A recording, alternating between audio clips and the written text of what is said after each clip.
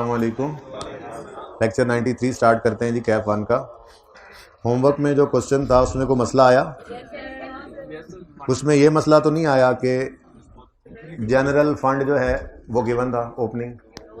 इधर देखें जी, पिछले साल की बैलेंस शीट गिवन थी 30 जून 10। इसमें जनरल फंड आ रहा है, ये पिछले साल का क्लोजिंग है, और आपने 30 जून 11 की बैलेंस शीट बनानी थी तो उसमें इसको ओपनिंग लिख देना था। यानी जैसे हमने खप खपैया करके जनरल फंड निकाला था ओपनिंग, वैसे नहीं निकलना था। ठीक है, निकला हुआ था। उसके अलावा अगर आपको डिस्पोजल में वैसे मसला है तो शर्म की बात है, लेकिन चलें, अगर मसला है डिस्पोजल में तो इंशाल्लाह आज के सवाल में वो हल हो जाएगा। आज के सवाल में डिप्रिसिएशन भी है, डिस्पोजल भी है, एसेट अकाउंट कॉस्ट पे बनना है, कमीशन अलग बननी है। वैसे आपने बुक वैल्यू के ऊपर इस सवाल में बना लिया है, तो इंशाल्लाह वो मसले मसाइल तो हल हो जाएंगे। कोई सही बताएं, कोई मज़े की चीज़। ये एडजस्टमेंट जो है ये मैंने अभी डिस्कस नहीं की हुई कि अगर डोनेशन कैश की बजाय स्पोर्ट्स इक्विपमेंट ही दे जाए कोई, तो भाई उसकी entry sports equipment debit donation income credit कर देते हैं। ये देख लेंगे इंशाल्लाह, इसको छोड़ दें, इसके अलावा कोई मसला नहीं होना चाहिए था। बाकी आज के सवाल के बाद और चीज़ें बेहतर होती हुई नजर आएंगी आपको। अच्छा जी, क्वेश्चन नंबर 8 पेज 884 पे हमने करना है। ठीक है जी, गोल्फ क्लब नाम है सवाल का, और रिक्वायरमेंट है कैंटीन ट्रेडिंग अकाउंट बनाना है। ये कैंटीन शायद ऑपरेट कर रहे हैं ट्रेडिंग एक्टिविटी के तौर पे। बातें नहीं करें प्लीज़ आपस में, आहिस्ता आहिस्ता भी। और इनकम एक्सपेंडिचर अकाउंट बनाना है, और बैलेंस शीट बनानी है 31 दिसंबर 12 की। आगे उन्होंने कुछ लिखा हुआ है वो बाद में देख लेना, तो वही हमने काम कर लेना है, बगैर इसके लिखे भी हम वैसे ही करते हैं। अच्छा, अब जैसे ही पता चला कि इनकम एक्सपेंडिचर का सवाल है, तो सबसे पहला काम हम क्या किया करते हैं यार, आई लाइक दिस। ऐसे जो बच्चे करते हैं ना सवाल, ऐसे बोर्ड की तरह सफ़े को आधा आधा बांट के छोटा छोटा करके, ज़बरदस्त, सारी डबल एंट्री जैसे आमने सामने नजर आ रही होती है। अच्छा चलें, छोड़ें, ये पर्सन टू पर्सन वेरी करता है, कुछ बंदे छोटा लिख ही नहीं सकते। हाँ जी, इनकम एक्सपेंडिचर रिक्वायर्ड है golf club income expenditure for the year 31 December 12, incomes और एक्सपेंसेस। ठीक है जी, उसके बाद सरप्लस डेफिसिट आ जाएगा। बैलेंस शीट फंड्स एंड, यहाँ पे भी ऊपर नाम पूरा लिखना है। मैं तो अभी पिछली क्लास में पछता रहा था कि मैंने ये भी क्यों लिखा, मैं इस फंड्स एंड लायबिलिटीज भी ना लिखा, मैं पहली चीज ही फंड लिखता, जगह तंग है मेरे पास यहाँ। ठीक है, बहरहाल आपने लिखना है गोल्फ क्लब बैलेंस, जो सवाल में लिखे स्टेटमेंट ऑफ फाइनेंशियल पोजीशन, तो स्टेटमेंट ऑफ फाइनेंशियल पोजीशन बनाना, वही लिखना। आप सवाल ने बैलेंस शीट लिख दिया तो बैलेंस शीट लिख दो। ठीक है, तो balance sheet as on 31 December 12, funds and liabilities में फंड्स, ओपनिंग जनरल फंड यार, हद होगी यार साकिब, जनरल फंड नहीं है, फंड है। अच्छा, plus surplus is equal to closing general fund. ठीक है, लायबिलिटीज में नॉन करंट भी होती हैं, करंट भी होती हैं। सवाल में कोई नॉन करंट लायबिलिटी नहीं थी।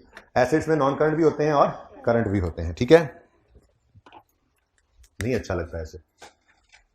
ओके जी, तो गुजारा करेंगे आज तंग तंग लिखकर, यहाँ पे कोई 3 एसेट्स में आना है। अच्छा चलें, शुरू करते हैं जी सवाल। ये सवाल रिक्वायरमेंट दे दी उसने आज, ट्रेडिंग एक्टिविटी तो रिक्वायरमेंट ही है। ठीक है, उसमें sale less cost of sale GP, उसके बाद कोई एक्सपेंस और आ जाए उसकी जगह छोड़ के हमने तो फिर नेट प्रॉफिट लिखना है। लेकिन आज बच्चों आपने एक शफकत ये करनी है कि नेट प्रॉफिट के नीचे 2 लाइनें छोड़ देनी है। आपने क्या करना है ये देखेंगे इंशाल्लाह। ठीक है ना, तो मैं इसलिए बता रहा हूँ कि फिर आपने वर्किंग कर लेनी है, तो आपने ऐसे नेट प्रॉफिट के नीचे टच करके अगला लेजर बना देना है। ठीक है, तो वो ना कीजिएगा आज काइंडली, जिन्होंने कर लिया है वो अब फिर मैनेज कर लें। ठीक है, तो ये हमारी रिक्वायरमेंट है। उसके आगे फिर जरूरत के हिसाब से वर्किंग है। जरा ये वर्किंग वन यहाँ चली गई है, असल में सवाल के अंदर मैंने लेजर यहाँ बनाया था, फिर मिटा के मैंने वो दूसरी तरफ कर दिया था तो पिछली क्लास में, तो अब वो यहाँ पे ले आया। ठीक है, शुरू करते हैं काम। सबसे पहले सवाल को गो थ्रू करा दूं आपको, क्योंकि सवाल 2 दफा पढ़ के ही आपने फॉर्मेट बनाना होता है। ठीक है, सवाल में अगर गौर करें कुछ चीजें सीखनी है सवाल पढ़ते पढ़ते नहीं। तो शुरू करते हैं जी। सबसे पहली चीज क्या है जी, रिसीट पेमेंट में ओपनिंग बैलेंस 31 दिसंबर 12 का रिसीट पेमेंट है, जिसके अंदर ओपनिंग बैलेंस गिवन है 157.8। ये कहां जाया करता है, इसकी कोई एंट्री नहीं होती। अगर जनरल फंड ओपनिंग ना दिया हो होमवर्क वाले सवाल की तरह से, तो हम खुद निकालते हैं। तो सारे एसेट्स लायबिलिटीज जो ओपनिंग होते हैं उनको नेट करते हैं, ऐसे ही है ना, opening assets minus opening liabilities, ताकि ओपनिंग जनरल फंड निकल आए। ठीक है, तो ये उसमें यूज होना है। आज इसको साथ ही यूज करना शुरू कर देंगे ताकि ये गड़बड़ ना हो भूलने वाली। ठीक है, उसके बाद सब्सक्रिप्शंस हैं, जाहिर सी बात है रिसीट पेमेंट में तो इनकम की बात ही हो रही होगी, ये पैसे आए हैं। कैंटीन रिसीट्स हैं, ये सेल्स हैं। कैंटीन रिसीट्स सेल्स की बात ही कर रहे हैं। अगर डेटर्स ना हुए, डेटर का बैलेंस ना हुआ, तो ये सीधा ट्रेडिंग एक्टिविटी में चली जाएगी सेल्स, और अगर डेटर हुए तो वहां से ले घुमा के ले जाएंगे। ठीक है, फिर ये कैश रिसीव फ्रॉम डेटर होगा, और फिर सेल वहां से निकल आएगी बाद में। ओके, अच्छा, फिर गोल्फ कोर्स फीस, ये क्या है? रिसीट साइड पे पड़ी है इनकम होगी, सादा बात है। गोल्फ स्नूकर क्लब वाले की इनकम क्या होगी? स्नूकर की फीस। तो गोल्फ क्लब की क्या फीस, क्या इनकम होगी? जो लोग आके गोल्फ खेलते हैं, आप कोर्स की फीस पे करते हैं, उनकी इनकम है, ये वही है। फिर लिखा हुआ है जी इवेंट रिसीट्स। अब ये इवेंट रिसीट्स बिल्कुल एक इनकम है, इसका ये इवेंट हमने करवाया है, लेकिन ये एक स्पेशल चीज़ है। स्पेशल चीज़ इसलिए कह रहा हूँ, सवालों में अब आगे आया करेगी, आज नई चीज़ सीख रहे हैं ना। स्पेशल चीज़ इसलिए है कि इस इवेंट की रिसीट साइड पर आते हुए पैसे नज़र आ रहे हैं और इस इवेंट के एक्सपेंसेस पेमेंट साइड पे भी अलग से नज़र आ रहे हैं। अब वैसे तो आपके दिल में यही है कि कोई इवेंट कराया, उससे इनकम हुई, वो इनकम में डाल दें, और जो एक्सपेंसेस हुए उनको एक्सपेंसेस में डाल दें। लेकिन यहाँ पे अकाउंटेंट्स ये कहते हैं कि अगर एनपीओ का सवाल कर रहे हैं और रिसीट पेमेंट की डेबिट साइड पे आपको एक इनकम, एक इनफ्लो नज़र आ रहा है और उसी का रिलेटेड आउटफ्लो पेमेंट साइड पे भी नज़र आ रहा है, तो इनको अलग अलग इनकम एक्सपेंस में शो करने की बजाय नेट करो। नेट करके अगर ये इनकम मने पॉजिटिव आए तो इनकम में शो कर दो, और अगर नेगेटिव आए तो एक्सपेंस में शो करो। इसके पीछे भी एक लॉजिक है। मिसाल के तौर पे हमने कल स्पोर्ट्स क्लब बनाया था, हमने सोचा कोई ऐसा इवेंट कराते हैं जिसपे जो है वो, जिससे थोड़ी सी अर्निंग हो जाए, तो हमने एक क्रिकेट टूर्नामेंट रख दिया। ठीक है, हमने कहा जी आई कैप के सारे स्टूडेंट्स और फॉर्म्स ये सारी है पार्टिसिपेट कर सकती हैं, हमने एक जो है वो सीए क्रिकेट टूर्नामेंट करवा दिया। ठीक है, अब उसके अंदर इवेंट करवा रहे हैं तो कुछ इनफ्लोज होंगे, एंट्रीज आती हैं, और कुछ आउटफ्लोज होंगे। आप जो है वो इंतजामात कर रहे हैं, ग्राउंड की बुकिंग कराएंगे, लाइटों का बंदोबस्त करेंगे, इनामात का बंदोबस्त करेंगे। अब आप ये इवेंट करवा रहे हैं, अगली बार भी करवाएं या ना करवाएं, ये डिपेंड करता है इस इवेंट में आपको कुछ फायदा हुआ तो। वरना आप being a non profit organisation, ये थोड़ा ही है कि 100 रुपये खर्चा करके सिर्फ 50 रुपये कमाएं और आपको 50 रुपये जेब से दें। कोई इवेंट करा के खुश होना है। इवेंट कराने का मकसद भी यही था कि कुछ पैसे यहाँ से भी जनरेट हो जाए हमारी नॉन प्रॉफिट ऑर्गेनाइजेशन के लिए। तो ये नेट करना मकसद किस लिए होता है कि आपको फेस पे ही नजर आ जाए, नेट करके अगर इनकम है अगली बार भी इवेंट कराएंगे। अगर नेट करके एक्सपेंस आ गया है तो आपको अगली बार ये काम नहीं करना, कुछ और सोचेंगे। बात समझ आई है? ठीक है ना। तो ऐसी रिसीट पेमेंट अकाउंट के अंदर ऐसी आइटम्स जिनका रिसीट साइड पर आना शो हो रहा हो और पेमेंट साइड पर उसका रिलेटेड एक्सपेंस भी शो हो रहा हो, तो हम एनपीओ का सवाल करते हुए इनको नेट करते हैं। नेट में एक्सपेंस आए तो नेट में पॉजिटिव आए तो इनकम्स में, और अगर नेगेटिव आए तो एक्सपेंसेस में शो कर देते हैं। ठीक है, ऐसी ही एक चीज और भी आ रही है आज। इन्होंने कोई कंपटीशन भी करवाया, एक इवेंट कराया इन्होंने और दूसरा एक कंपटीशन करवाया। इस कंपटीशन के एक्सपेंसेस नजर आ रहे हैं तो अगेन नेट कर देंगे। बज़ाहिर भी नजर आ रहा है इनकम ज्यादा है, एक्सपेंसेस कम है, तो नेट में इनकम आनी है। लेकिन खुदा ना खास्ता आप इनकम साइड पे लिखना शुरू कर गए पहले और बाद में लगा हो तो नेगेटिव होगा, तो यार एक लाइन लगा कर नीचे लिख देना काट के, इसमें कोई मसला नहीं है। जिंदगी को आसान रखें, परेशान ना हुआ करें कि ऐसा हुआ तो क्या होगा, एक लाइन लगेगी और नीचे आ जाएगा और क्या होगा। ठीक है, अच्छा चलें, हम पढ़ रहे थे इधर गोल्फ कोर्स फी के बाद इवेंट रिसीट है, कंपटीशन फीस है, समझ आ गई है? ये नई चीज है। कोर्स इक्विपमेंट सोल्ड डिस्पोजल, ये आपके होमवर्क वाले सवाल में था, हो जाना चाहिए था उसूली तौर पे, तो शर्म की बात है अगर आगे 16 की एडजस्टमेंट नहीं हो रही। खैर, उसूल वही है, डिस्पोजल नजर आ जाए सवाल में, जैसे कैश फ्लो में आता था, फॉरन डिस्पोजल अकाउंट ओपन कर लेंगे और ये कैश है, ये वहां पे जाके लिख लेंगे। फिर सवाल से कोई उसकी बुक वैल्यू या कॉस्ट निकलेगी, गेन लॉस निकल आएगा, वो फिर बाद में एंड में बैलेंस होता रहेगा। ठीक है ना। तो यहाँ पे डिस्पोजल का पता लगा। पेमेंट साइड पे आए, कैंटीन पेमेंट्स हैं, हम तो इसको पेमेंट टू क्रेडिटर्स ही लेते हैं। यही उसूल बनाया था कल, मैंने कहा था हमेशा या तो यहां लिख देता क्रेडिटर्स, फिर तो टेंशन ही कोई नहीं थी। उसके अलावा परचेजेस लिख दे, पेमेंट फॉर परचेजेस लिख दे, पेमेंट फॉर कैंटीन परचेजेस लिख दे, पेमेंट टू कैंटीन वाला लिख दे, कुछ भी लिख दे। ठीक है, उसको हमने पेमेंट टू क्रेडिटर्स लेना, रिसीट पेमेंट है। बेसिकली मैंने उसूल लिखवाया था बैंक की पेमेंट साइड के ऊपर। ठीक है, तो रिसीट पेमेंट तो वैसे ही इकट्ठा होता है, तो रिसीट पेमेंट की अगर क्रेडिट साइड के ऊपर, पेमेंट साइड के ऊपर आपको पेमेंट टू फॉर परचेजेस नजर आए तो उसको पेमेंट टू क्रेडिटर्स ही लेना है, यही कहा था हमने। ओके, फिर wages and salaries club house की हैं, इनकम एक्सपेंडिचर में जाएंगी। वेजेस एंड सैलरीज कैंटीन की हैं तो ये ट्रेडिंग एक्टिविटी में जाएंगी। सिंपल, क्लब हाउस की वेजेस इनकम एक्सपेंडिचर में और ट्रेडिंग एक्टिविटी की अलग से दी हुई है तो ट्रेडिंग एक्टिविटी में।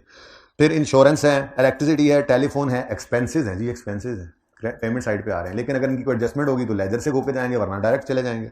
फिर वही इवेंट एक्सपेंस आ गया, सन्ड्री, छोटे मोटे एक्सपेंस, छोटे मोटे, चलो अब छोटे मोटे लिख लेते हैं, छोटे, मैं ब्रैकेट लगाने का था वही सी बन गया, छोटे मोटे। ठीक है, एक्सपेंसेस। ओके, फिर बैलेंस है क्लोजिंग, ये क्लोजिंग कहाँ जाएगा?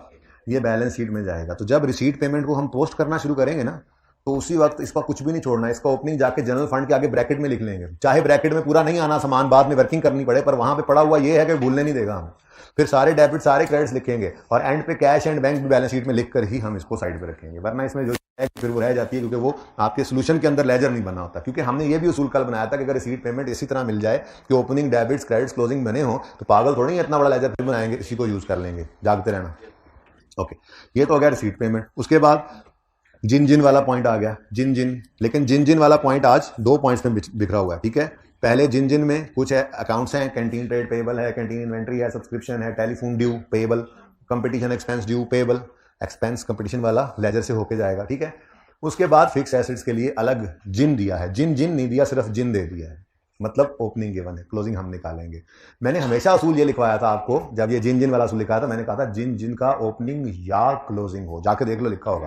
कभी मैंने ये नहीं कहा था जिन जिन का ओपनिंग और क्लोजिंग हो, यानी दोनों होने जरूरी नहीं है। ओपनिंग हो क्लोजिंग हो बनेगा, ओपनिंग हो क्लोजिंग ना हो बनेगा, ओपनिंग ना हो क्लोजिंग हो बनेगा, ठीक है ना। तो इसीलिए मैंने लिखवाया था लफ्ज ओपनिंग या क्लोजिंग, ठीक है। बाहर लेजर ओपन हो जाएंगे इसके भी, ठीक है। ये अलग से कॉस्ट गिवन है, अलग से क्यूमुलेटिव डेप्रिसिएशन गिवन है, आगे rate of depreciation on cost, rate line के ऊपर रेट्स भी गिवन है, ठीक है। उसके बाद पॉइंट 3 और पॉइंट 4 जो है पॉइंट 3 और पॉइंट 4 में भी फिक्स एसेट से रिलेटेड डिटेल्स हैं। पॉइंट 3 में कहता है value of club house and course comprises of free hold land and buildings in ratio of 60-40। ये क्यों बता रहा है?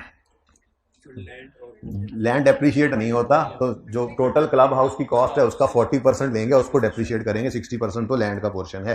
फिर अगले पॉइंट में कहता है कोर्स इक्विपमेंट जो 55 का खरीदा था वो बिका है, डिस्पोजल की एडजस्टमेंट यहाँ पे आ रही है, ठीक है। फिर आगे insurance premium paid during the year covers period, accrual की एडजस्टमेंट आई पड़ी है, ठीक है। तो फिक्स एसेट पे 22 दिन लगाने पर जो उस वक्त दुखी हो रहे थे, कहते थे सिलेबस लगता है खत्म नहीं कराना, लगता है रिजल्ट तक किसी को खींचना है, लगता है ये बस ऐसे ही टाइम पास कर रहे हैं, वो आप इधर देख लें, सिवाय ईपीएस के कोई टॉपिक इससे पाक नहीं रहा, ये चल रहा है साथ साथ। तो अब तो दिल करता होगा और ज्यादा टाइम लगा लेते, लेकिन जितना जरूरत था उतना लगा लिया था हमने, ठीक है ना। ऐसे ही इंश्योरेंस एक्रूवल प्रीपेमेंट हमारे सिलेबस में नहीं था, आप सिलेबस आउटलाइन देख लें, आईकेपी किताब देख लें, कहीं पे आपको एक्रूवल प्रीपेमेंट सिलेबस में नजर नहीं आ रहा, लेकिन हमने उस पर 2.5-3 दिन लगा दिए थे, उसको भी देख लें आप, वो भी साथ साथ चल रहा है, एक्रूवल की एडजस्टमेंट आई पड़ी है, ठीक है। इनकम भी थी, एक्सपेंस भी आ गया। फिर ये एक अजीब सी एडजस्टमेंट है, इसको बिल्कुल एंड पे जाकर करेंगे। कैंटीन के मैनेजर को एक बोनस मिलना है जो कैंटीन के प्रॉफिट का 20% है, आगे नहीं देखना फिलहाल, ठीक है ना। तो पूरा कैंटीन का प्रॉफिट निकलेगा तो अगला काम होगा, वो तो एंड पे जाके बैलेंसिंग होती है, कॉस्ट ऑफ सेल निकलती है, वो सब कुछ करके फिर प्रॉफिट निकलता है। तो सारा सवाल कर लेंगे तो एंड पे फिर ये एडजस्टमेंट जाके करेंगे, ठीक है। और लास्ट में एनआरवी ओपनिंग इन्वेंटरी कह रहा है जी 55.2 है, 1000 में सवाल करेंगे। सवाल को शुरू करते हैं बिस्मिल्लाहिर्रहमानिर्रहीम, जिन जिन से शुरू करें। तो जिन जिन पे आते हैं, जिन जिन जिन जिन कैंटीन ट्रेड पेबल, वर्किंग मान मेरी जरा इधर है, माजरत। तो क्रेडिटर्स, ये क्रेडिटर्स का अकाउंट है भाई, जरा माजरत के साथ, जरा जगह तंग है, बोर्ड की वो साइड 1-2 दिन इस्तेमाल नहीं कर सक रहे हम। क्रेडिटर्स कैंटीन ओपनिंग बताएं 71,000 में बताना है, क्लोजिंग 55.2, ठीक है। डेसिमल बताना है क्योंकि सवाल ना पीछे होल फिगर में हुआ है, ये पर्चे में ऐसा नहीं करना, पर्चे में राउंड कर सकते हो आप, ठीक है। यहाँ पे अगर सवाल रुपीज में हुआ हो तो फिर मैं इसलिए पॉइंट्स में राउंड नहीं करवाता, ताकि आप जब ऐसे करके देखें तो आप कहें हाँ बस पॉइंट्स में हमने 1000 में किया, सवाल बिल्कुल एग्जैक्ट सही है, कोई गड़बड़ नहीं है, इसलिए मैं इस तरह से कर देता हूँ, पर्चे में राउंडिंग कर लेना। लेकिन एक एहतियात वैसे बताई हुई है, अगर लेट से मिलियन में सवाल कर रहे हो और फिगर्स चल रही हैं 10, 9, 8 मिलियन इस तरह, तो फिर डेसिमल के बाद एक डिजिट जरूर यूज करना, वरना खतरा क्या था, 0.4, 0.3 को 0 करना पड़ेगा राउंड डाउन करके, ठीक है ना। ओके चलें शुरू करते हैं जी आगे काम। Canteen inventory, inventory canteen, inventory canteen asset है, brought down 60, carry down 39.5। Next जी आगे बढ़ते हैं। डेटर्स कहां से आए? हाँ ये भी एक तरह के डेटर्स हैं, लेकिन डेटर्स हम कहते हैं ट्रेडिंग एक्टिविटी वाले रिसीवेबल्स को, इसको तो सब्सक्रिप्शन रिसीवेबल ही कहेंगे, होता वैसा ही है, रिसीवेबल कैश ही है, लेकिन इसको डेटर का लफ्ज इस्तेमाल नहीं करते, इसको सब्सक्रिप्शन रिसीवेबल का लफ्ज ही इस्तेमाल करते हैं इसके लिए, ठीक है ना। ओके जी, क्योंकि वो डेटर क्रेडिटर का लफ्ज जरा ना ट्रेडिंग के साथ मखसूस किया होता है अकाउंटेंट्स ने, गुड्स का खरीदना बेचना, वो अगर उधार पे है तो डेटर क्रेडिटर, ठीक है जी, वरना इसको भी आप पेएबल कह दो, फिर मतलब आप कहोगे ये पेएबल नहीं कह सकते क्योंकि तो सर्विसेज देनी है, तो इसलिए इसको सब्सक्रिप्शन इन एरियर और सब्सक्रिप्शन इन एडवांस यही रखते हैं, ठीक है। बस जहन में हो गया ये लायबिलिटी और एसेट है। ओके जी, सब्सक्रिप्शन का लेजर बना लेते हैं, करप्शन नहीं करप्शन, ये इनकम है जी, इनकम। ओके आपके लिए सिर्फ लिखा ये इनकम जी। सब्सक्रिप्शन इन एरियर है यानी रिसीवेबल, और फिर एडवांस है यानी पेएबल लायबिलिटी। तो एरियर बताओ 15.8 ओपनिंग, 27.6 क्लोजिंग, फिर 5.2 एडवांस, 55.2 और क्लोजिंग 35.5। नेक्स्ट टेलीफोन ड्यू, अब ये एक्सपेंस था, ड्यू मतलब पेएबल, तो यहां छोटे छोटे 2 लेजर मैंने बनाए थे, टेलीफोन एक्सपेंस आपके लिए लिखा, ड्यू है यानी पेएबल है, ओपनिंग 3.9 क्लोजिंग 5.9, ये 5.9 लिखा हुआ एंड वालों, लिख के दूँ दोबारा 5.9, चलो वैसे होना की है फिर। उसके बाद कंपटीशन एक्सपेंस पेएबल, मैं बताता हूँ 1 मिनट में लिख लूँ। कंपटीशन एक्सपेंस, पहले पेएबल मुझे लिखवा दो 3.2। अच्छा अब भाई आप कह रहे हो इसको नेट करना है, नेट किसे करना है? एक्सपेंस को करना है ना, ये तो पेएबल है, ये तो पेएबल है, इसको इनकम में से नेट करना है ना, एक्सपेंस तो निकालो। यानी कि अगर इवेंट एक्सपेंस है तो उसका लेजर नहीं है, वो सीधा जाके नेट हो जाएगा। लेकिन अगर कंपटीशन एक्सपेंस आएगा तो वो पेमेंट पहले इधर आएगी, यहां से फिर एक्सपेंस निकल कर जाएगा और जाके नेट होगा। ये फर्क है, ठीक है। तब दिखाना यार, ये रहने दे, इधर से उठाते हैं, शायद ये चलने वाले थे। अच्छा नेक्स्ट जी, खत्म जिन खत्म। अब जिन बड़े बड़े जिन जी, CH&C, F&F, CE, मैं तो ये लिखूंगा ना, जाहिर सी बात है, ठीक है। ये 3 एसेट्स हैं, कॉस्ट अलग है, एक्यूमुलेटेड ऑप्शन अलग है, हम भी अलग बना लेते हैं, ठीक है। तो जी चलो जी, number 6, working number 6, CH&C, opening cost है, ये ओपनिंग है। अच्छा ओपनिंग है या क्लोजिंग है? ये तो देखो, फिक्स एसेट्स बैलेंस एट 1 जनवरी 12, ओपनिंग गिवन है, क्लोजिंग हम खुद निकालेंगे आज, ठीक है जी। बताएं 3156, इसमें कोई मूवमेंट नहीं, इसलिए मैंने तंग सी जगह बना दी, बस यहाँ क्लोजिंग आ जाना है, इसका कुछ नहीं होना, ये ऐसे ही आपके तसल्ली के लिए बनाया, पर्चे में ना भी बनाया जी। उसके बाद एक्यूमुलेटेड डेप्रीसिएशन CH&C की, ये ब्रॉट डाउन, ठीक है जी। बच्चों क्लोजिंग गिवन नहीं है तो क्या हुआ, ओपनिंग तो गिवन है, लेजर बनाएं, क्लोजिंग इंशाल्लाह निकल आएगा, बाकी डाटा ऐसे गिवन होगा कि बाकी चीजें निकल आएंगी, ठीक है। नेक्स्ट फ्रेंड्स एंड फैमिली, अच्छा F&F, ये कॉस्ट, असल में ना ये कॉस्ट अलग रख रहे हैं, बुक वैल्यू पे ना बनाओ, अलग अलग बना लो, वैसे बना सकते हैं जी। 552, ये 552 लिखने की कोशिश की थी मैंने, नाकाम हो गई जी। 552 क्लोजिंग का पता नहीं है। अब इसकी एक्यूमुलेटेड डेप्रीसिएशन जी, ओपनिंग 166, ठीक है जी। उसके बाद कोर्स इक्विपमेंट, इसकी कॉस्ट ओपनिंग 1262 और इसकी एक्यूमुलेटेड डेप्रीसिएशन। अच्छा इसमें ना, इसमें डिस्पोजल भी है, इसलिए इसकी जरा थोड़ी सी जगह मैंने ज्यादा रखी है, ठीक है। ओपनिंग 542, लो जी 0.1 और 0.2 हो भी गए, ठीक है। ये तो आप लोगों ने साथ साथ किया होता है, ठीक है ना, साथ साथ लेजर ओपन करते आए, ये साथ साथ काम हो चुका है, ओके। अब अगला काम साथ साथ नहीं करेंगे, आपको पता है, अगला काम मैं पहले करूंगा, फिर मैं आपको 2 मिनट दूंगा, ठीक है। वो अगला काम क्या है? वो अगला काम है रिसीट पेमेंट की सारी पोस्टिंग, ठीक है। तो सबसे पहले रिसीट पेमेंट में क्या नजर आ रहा है जी? ओपनिंग बैलेंस, इसकी कोई एंट्री तो नहीं होती, लेकिन सवाल पढ़ लिया, कहीं पे ओपनिंग जनरल फंड गिवन नहीं था। चाहे बाद में मैं वर्किंग में भी कर लूं, जगह ना बने, लेकिन इसको यहां जरूर लिख दूंगा, फिर वर्किंग बनेगी तो यहां से उठा के वहां चला तो जाएगा ना, मिस तो नहीं होगा। क्योंकि ये बच्चे 95% बच्चे ये ओपनिंग जनरल फंड निकालते हुए भूल जाते हैं, क्योंकि ये लेजर हम बनाते नहीं है, क्वेश्चन पेपर पे पड़ा होता है, ठीक है। तो 157.8 तो इधर लिखो ना, बात की बाद में देखते हैं फिर, ठीक है। ये ओपनिंग लिखा है, डबल एंट्री नहीं की, ये सिर्फ ओपनिंग लिख दिया, ताकि जब ओपनिंग जनरल फंड निकालने लगेंगे तो एसेट्स माइनस लायबिलिटीज करेंगे तो ये ओपनिंग आया पड़ा होगा, फिर एसेट्स के ओपनिंग ऐड होते जाएंगे, लायबिलिटीज के ओपनिंग लेस होते जाएंगे और ओपनिंग जनरल फंड पे हम पहुंच जाएंगे इंशाल्लाह, ठीक है। नेक्स्ट जी, सब्सक्रिप्शन रिसीट साइड पे है, double entry, receipt payment debit, subscription का अकाउंट क्रेडिट, कितने से 654.9। कैश एंड बैंक लिखो, रिसीट एंड पेमेंट लिखो, आपकी मर्जी है। रिसीट पेमेंट लिख लो यार आज, ये लो, कल कैश एंड बैंक लिखा था, लो आप कहते हो जी ऊपर रिसीट एंड पेमेंट लिखा हुआ है, आप यहाँ कैश एंड बैंक, बात तो एक ही है वैसे, लेकिन चलो आपके लिए सर जी। उसके बाद canteen receipts, double entry, receipt payment debit, sales credit, कितने से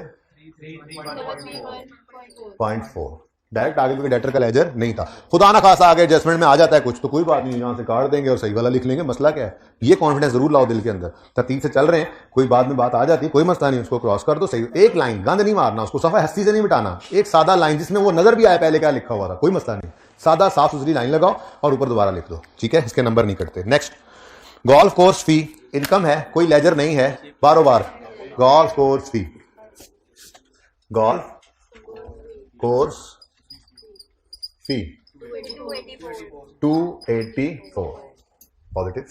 नेक्स्ट इवेंट रिसीट्स हैं और कंपटीशन फीस है, इन दोनों को ब्रैकेट में लिख लेंगे इनकम साइड पर।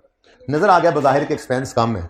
अच्छा खुदा ना खास्ता एडजस्टमेंट बाद में जो पड़ी है उस होने से कोई एक अगर नेगेटिव हो जाएगा तो जहां पॉजिटिव साइड पे लिखा होगा वहां से काट के नेगेटिव साइड पे ले आना, वो भी कोई मसला नहीं है। फिलहाल तो इनको फेस पर लिखने की बजाय ब्रैकेट में लिख रहा हूं मैं, क्योंकि ये इनकम है, इसका रिलेटेड एक्सपेंस जब पोस्ट होगा तो उसको माइनस करके लिख लेंगे। ठीक है चलो, तो 86.8 है और 46.6 है इवेंट और कंपटीशन। ऐसे ही है इवेंट और कंपटीशन मैंने इधर लिख लिए, लेकिन लिखना इनको ब्रैकेट में है क्योंकि अभी इनका रिलेटेड एक्सपेंस हमने माइनस करना है। ठीक है, तो receipt payment debit event income credit 86.8 से, फिर receipt payment debit competition income credit 46.6 से। अब इनके रिलेटेड एक्सपेंसेस यहां माइनस होंगे और यहां पे नेट आंसर आ जाएगा। ठीक है जी बेटा,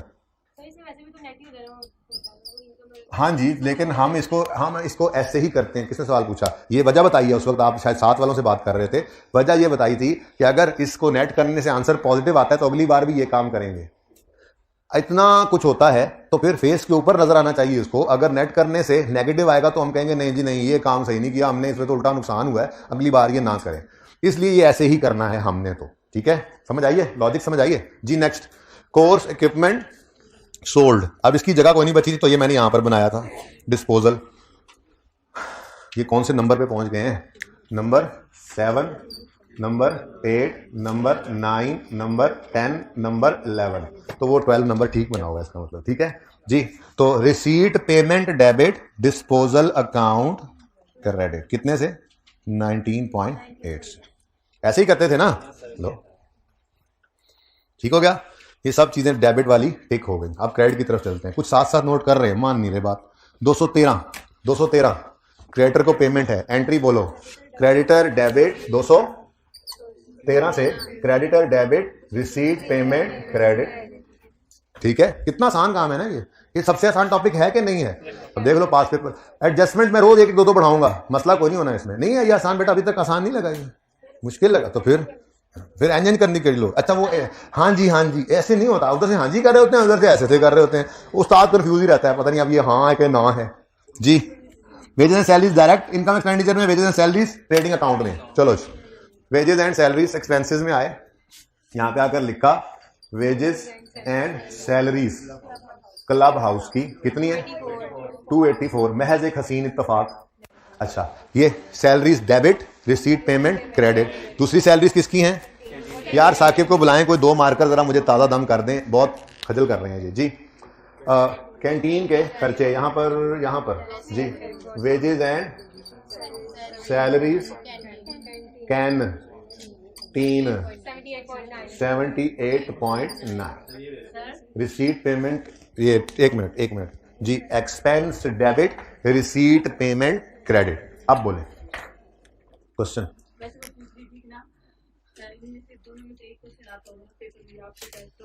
ये बाद में देखेंगे, ठीक है, कि ये दोनों आ सकते हैं या नहीं, दोनों आते हैं वैसे, ठीक है। अच्छा जी, वो आप पिछली अटेम्प्ट उठा के देखें, उससे पिछली अटेम्प्ट उठा के देखें, आपको मिलेंगे इंशाल्लाह, ठीक है। लेकिन ये बहस बाद की है, जब मैंने सब कुछ करवाया है तो आपने सब कुछ करके जाना है, क्योंकि आपने जो छोड़ा इंशाल्लाह वो जरूर आएगा, इंशाल्लाह जरूर आएगा वो जो आप छोड़। तो आप छोड़ें क्यों, मैंने कुछ छोड़ा है पढ़ाते हुए, तो आप छोड़ें क्यों, जो छोड़ेंगे वो इंशाल्लाह जरूर आएगा। अब जरूर करके जाना, सब कुछ करके जाओ, पास हो जाएगा। नहीं, अब जो बच्चों ने नहीं पढ़ा मैं उनकी बात भी नहीं कर रहा, मैं तो अपने बच्चों की बात कर रहा हूं। जब मैंने सारा पढ़ाया तो सारा पढ़ के जाना जी। बेटा बोलो। अच्छा जी, नेक्स्ट कोर्स रिपेयर्स, ये खर्चा है, रिपेयर एक्सपेंस, कोर्स रिपेयर,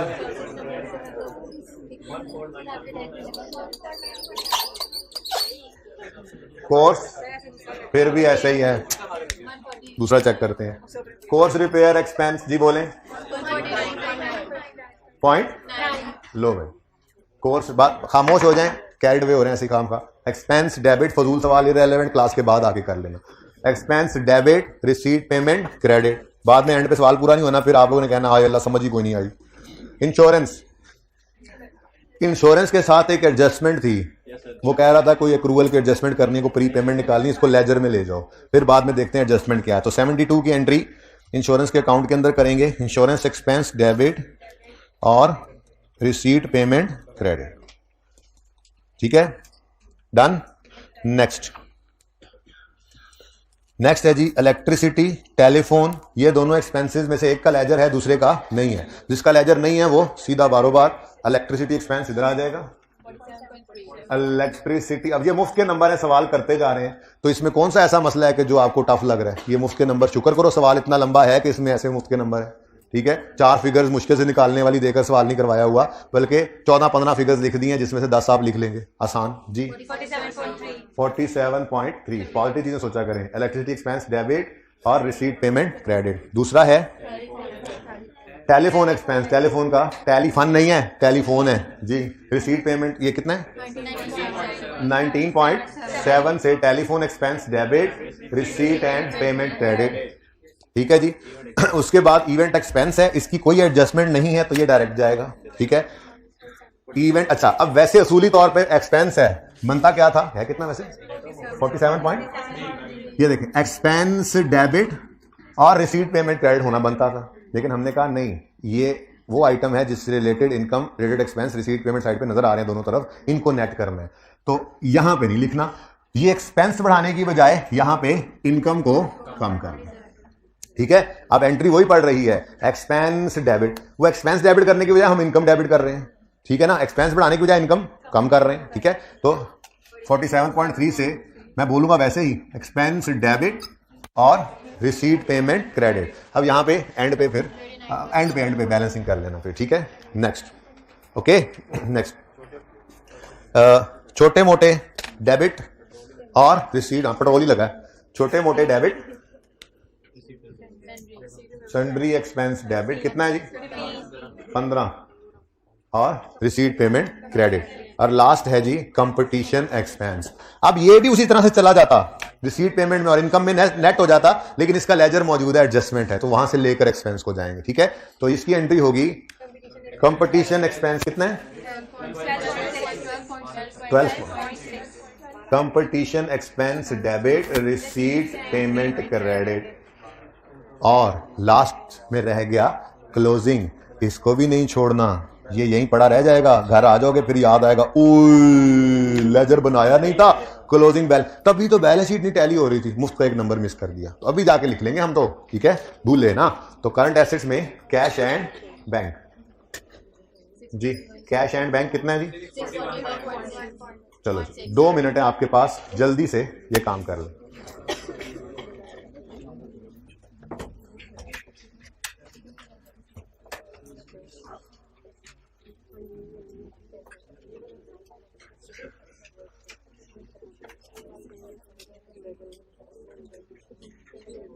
लो जी, चेकिंग होगी और हाइब्रिड से शुरू होगी कि कौन कौन सवाल कर रहा था अभी तक और डबल एंट्री कर रहा है या नहीं। आपकी तरफ वापस आऊंगा। हाइब्रिड में बहुत सारे रजिस्टर अब खुल रहे हैं, बहुत सारी किताबें अब खुल रही हैं, बॉल पॉइंट्स बाहर आ रहे हैं। पहले बॉयज पे हमला हो रहा है, यहां पे ज्यादा मुजरिम पड़े हैं। सर आए, आपको दिखाऊं मैं बच्चे पढ़ते कैसे नहीं है। आए सर, आए सर, आए। बदतमीजो, ना हंजारो, क्यों नहीं कर रहे थे सवाल जब मैंने कहा उस वक्त शुरू किया? इसको उठाओ इसको। भाईजान सोने आए, खड़े हो जाए। थोड़ी तबीयत मैं सेट कर दूंगा, तुम्हारी तबीयत, बाकी तबीयत खराब है, पानी पिलाऊं? सवाल करो फिर। हाँ, तुमने भी अभी शुरू किया। इधर आओ, इधर आओ तुम। गुड, ये चीज तुमने साथ साथ किया है, बात तो तुमने भी नहीं मानी है। हाँ भाई, क्या बेशर्मी है ये, समझ रहे थे आप क्या कर रहे हैं? आप लेट हो गए या फिर लेट गए हैं? घर से करके आए हैं? नहीं, साथ साथ किया है। आपको नहीं समझना था? कोई बच्चा ऐसा नहीं हाइब्रिड में बैठा हुआ जो मेरी बात मान के चल रहा था। कोई एक है तो बता दो। 2-3 है? अच्छा 4-5 है? जल्दी करो यार। वैसे बड़ा अफसोस हुआ यार, आप लोग जो है वो धोखाधड़ी के इल्जाम में जो है ना गिरफ्तार कर लिए जाने चाहिए।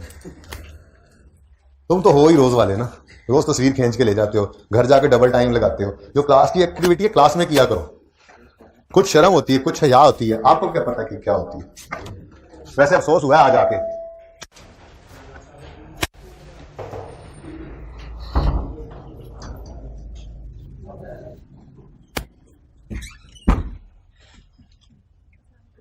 वालेकुम अस्सलाम।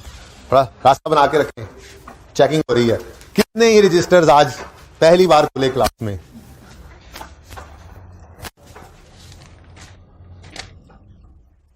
इधर हालात बेहतर है, कुछ शर्म हया बाकी है अभी।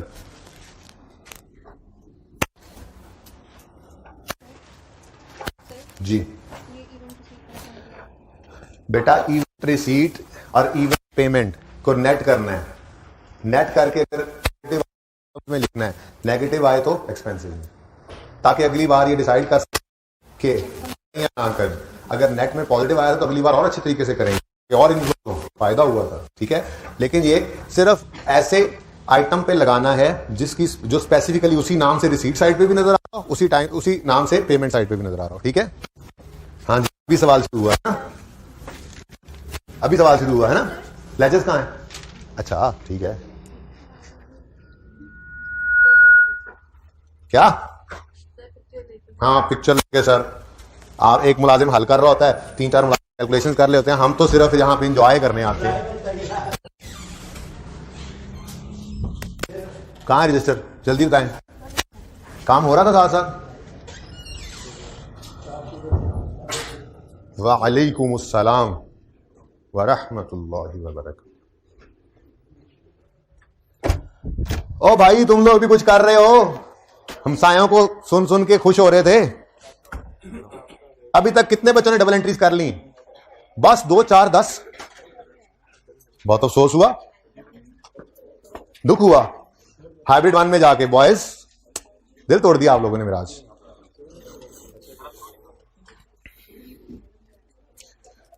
पूरी क्लास हाइब्रिड बॉयज में सिर्फ 4-5 बच्चे थे जो इंस्ट्रक्शंस के मुताबिक चल रहे थे।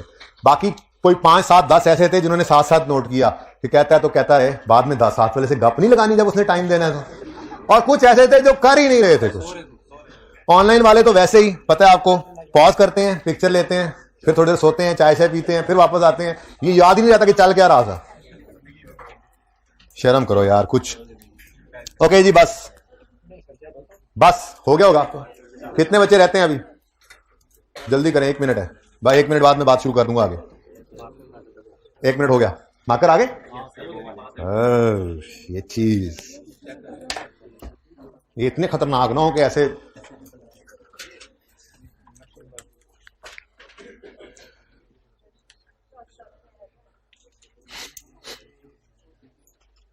चलें जी, आगे चलें।